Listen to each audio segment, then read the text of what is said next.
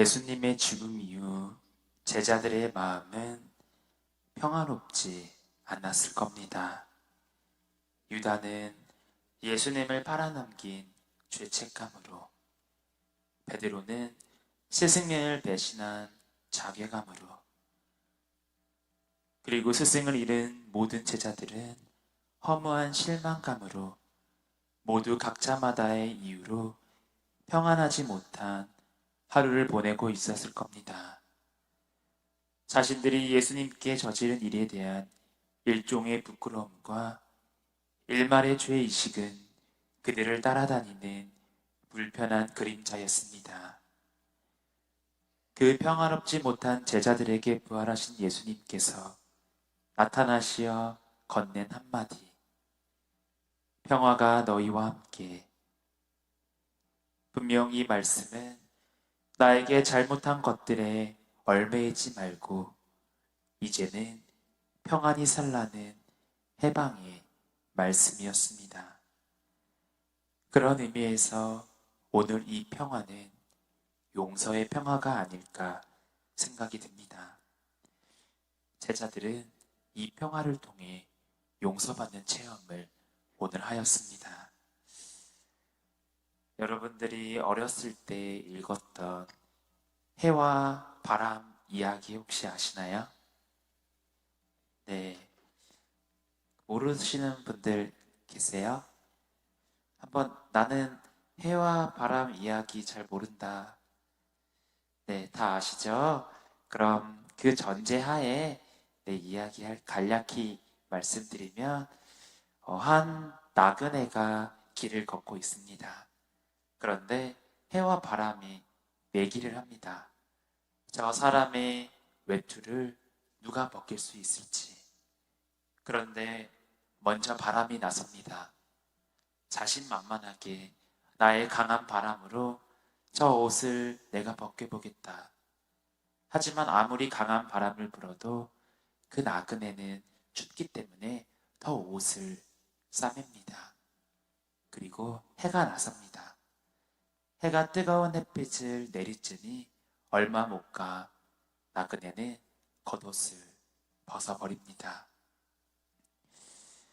이 모습을 통해 우리는 깨달을 수 있습니다. 세상에는 강한 힘만을 가지고 할 수 없는 일이 있다는 것이죠. 자신의 힘만 믿고 그 힘으로 상대방을 억지로 굴복시키려고 했던 바람과 상대방의 마음을 헤아리며 그 입장을 생각하며 그에게 맞는 방법을 사용하여 스스로 움직이게 만드는 방법. 그렇게 우리는 두 가지를 생각해 볼 수가 있습니다. 이 이야기를 통해 우리가 생각할 수 있는 것은 사람의 마음을 열기 위해서는 힘을 앞세운 강압적인 방법보다는 상대방을 배려한 따뜻한 마음으로 다가가는 것이 훨씬 더 효과적이라는 것을 우리는 알 수 있습니다. 그것이 바로 오늘 복음에서 예수님께서 제자들에게 다가가신 방법입니다. 분명 예수님께서는 압도적인 힘과 권능을 지니고 계셨지만 제자들 위해 군림하려고 하지 않으십니다. 오히려 더 겸손한 자세로 제자들의 눈높이에 맞춰 다가가십니다. 분명 우리는 생각할 수 있죠. 예수님에 잡혔을 때 당신을 모른다고 배반했던 제자의 모습, 당신을 팔아넘긴 제자의 모습, 그리고 당신을 피해 도망가 버린 제자들의 모습, 우리의 시선으로 바라봤을 때 화가 날 수 있습니다. 내가 그 3년 동안 너네한테 어떻게 대했는데 너희는 나를 이렇게 한순간에 배신을 하느냐고 말이죠. 그래서 나타났을 때 그 강압적인 힘으로 제자들은 나무랄 수 있습니다. 그들의 잘못을 비난하고 너는 왜 그랬냐며 단죄하고. 하지만 예수님은 그러시지 않았습니다.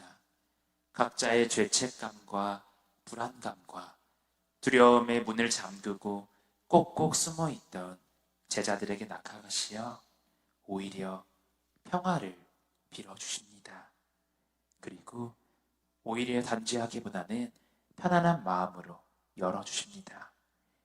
여기에 먹을 것이 좀 있느냐?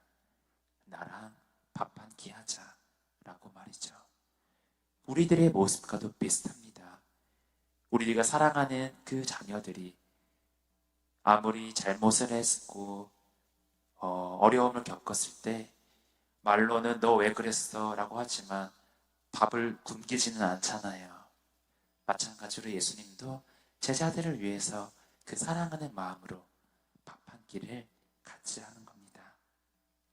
이처럼 강압적인 바람으로 누리려 하지 않고 따뜻한 사랑의 빛을 비추어 주시면서 그들의 닫혀있던 마음을 열어주셨기에 제자들은 더 이상 두려워하지 않고 마음의 문을 열고 밖의 문을 열고 예수님을 믿게 됩니다.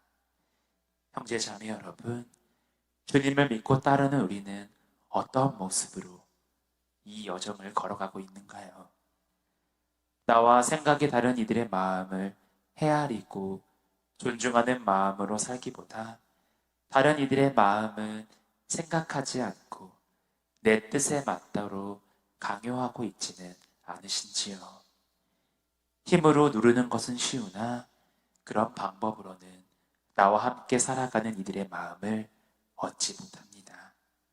오늘 하루도 부활하신 주님과 함께 상대방의 마음을 먼저 헤아리며 더불어 살아갈 수 있는 그 용기와 은총을 주님께 청하면서 우리 각자의 자리에서 그 참 평화를 누리기를 소망합니다.